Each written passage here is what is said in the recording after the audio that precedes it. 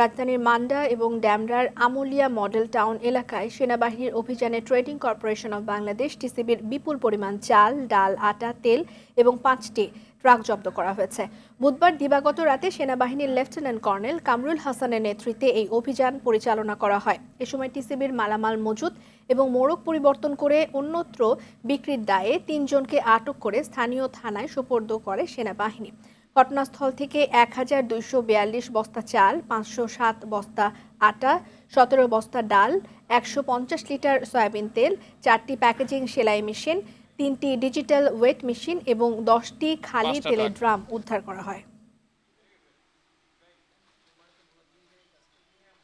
5টা ট্রাক সব মিলে প্রায় আপনার চালের বস্তাই হবে হচ্ছে 2500-এর মতো, ডাল হচ্ছে 1300 বস্তার মতো, আটা 800 বস্তার মতো, তেল হচ্ছে আপনার বেসিক্যালি ঢালা তেল, ড্রামের তেলও আছে প্লাস ইয়াও আছে।